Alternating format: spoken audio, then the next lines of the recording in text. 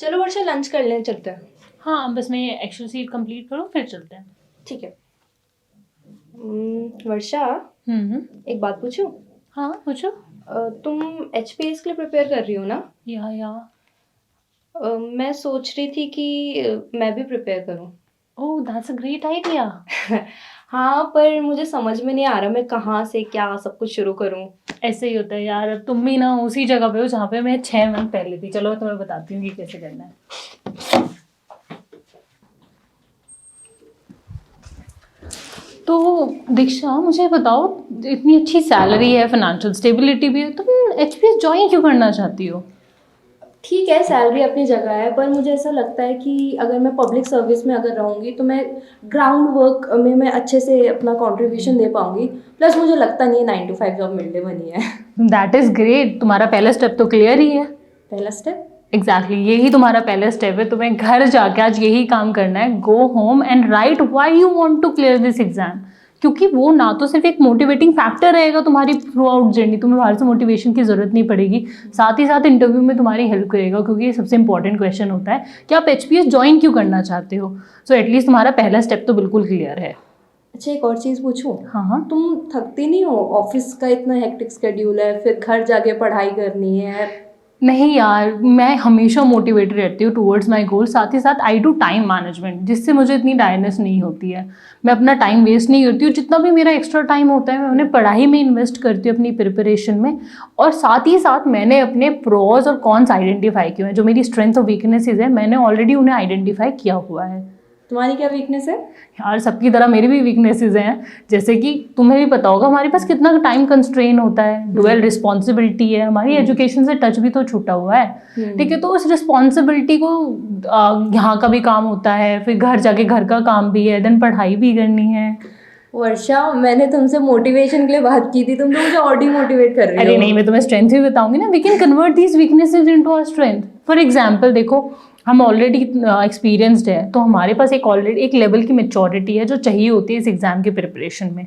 ठीक है, और उसके अलावा फिर हम लोग टाइम मैनेजमेंट ऑलरेडी आता है।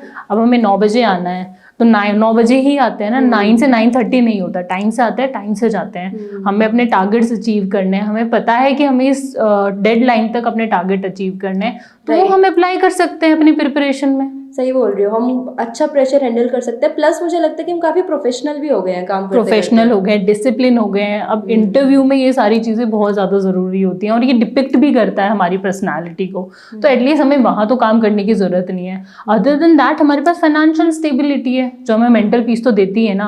अब सोचो, पता है थ्रू आउट प्रिपरेशन इतनी ज़्यादा अप्स एंड डाउन आते हैं कि कभी कभी लगता है कि शायद मैं नहीं कर सकती हूँ, नहीं कर पाऊंगी। तो एक पीस होता है माइंड में कि नहीं भी हुआ तो क्या हुआ, हमारे पास जॉब तो है ही, पहले भी कर रहे थे, वापस वो जॉब कर लेंगे। So that give us a stability जो बाकी सबके पास नहीं होती है। So that's a positive point for us. चलो पहले खाना खा लेते हैं। चलो ये सब तो समझ में आ गया, पर स्टार्ट कहाँ से करना है? पहले तुम जाओ और एक पेन और पेपर लेकर आओ, क्योंकि मैं दोबारा नहीं बताऊंगी। I don't have time for this. चलो बताओ। हाँ, तो दीक्षा पहले तुम मुझे बताओ कि तुम सोच क्या रही हो, कब तुम्हें ये एग्ज़ाम देना है एचपीएस का? मुझे ऐसा लगता है कि मैं अगर अभी से स्टार्ट करूंगी तो मुझे कम से कम 1 साल तो चाहिए प्रिपरेशन के लिए। Right, absolutely right. तो यही तुम्हारा सेकंड स्टेप है। ठीक है, अपना टारगेट सेट करना। और मेरे अकॉर्डिंग जो नॉर्मल कैंडिडेट्स को टाइम लगता है उससे हम बिकॉज वर्किंग है तो हमें 4 महीने तो एक्स्ट्रा चाहिए ही कम से कम। तो be honest with your self, ये ध्यान रखते हुए कि तुम्हारा एजुकेशन बैकग्राउंड क्या है, साथ ही कितना टच है तुम्हारा एजुकेशन के साथ, कब पढ़ा था तुमने लास्ट टाइम, कुछ मत पूछो। हाँ, तो बस वो चीज़ ध्यान में रखते हुए ना एक टारगेट सेट करना है और उसे लिख लो। और उसी टाइम स्पेन को ध्यान रखते हुए ना एक शेड्यूल बनाओ। ठीक है, कि तुम्हें कब तक क्या चीज़ कंप्लीट करनी है, क्योंकि देखो 3 स्टेज में एग्जाम होता है, प्री होता है, मेंस होता है, इंटरव्यू होता है। So you have to prepare everything. ठीक है, आपको अपने सब्जेक्ट भी प्रिपेयर करने हैं, ऑप्शनल भी प्रिपेयर करना है। तो आपको पता होना चाहिए कि सिलेबस की गो थ्रू करो और उस सिलेबस को डिवाइड कर लो इन पर्टिकुलर टाइम पीरियड कि इस टारगेट तक मुझे ये चीज़ें अचीव करनी है।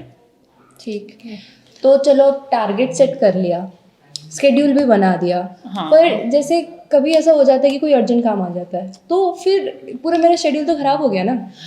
उसमें ना तुम जब अपना शेड्यूल बनाओगी तो उसके अंदर इतना टाइम रखो कि तुम कोई अनफोर्सीन इवेंट आ जाता है या तुम्हें कहीं जाना पड़ गया तो उसे अकोमोडेट कर सको, लेकिन be strict with yourself and learn to say no.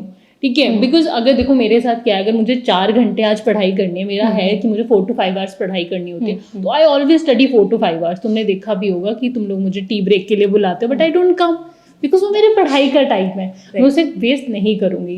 अगर बाई चांस ऐसा होता है मुझे कोई इंपॉर्टेंट काम आता है, मेरा एक आवर आज वेस्ट हो गया है, तो मैं उसे कहीं और अकोमोडेट करूंगी, but I will keep in mind कि मेरी पढ़ाई का जो टाइम है वो वेस्ट ना हो।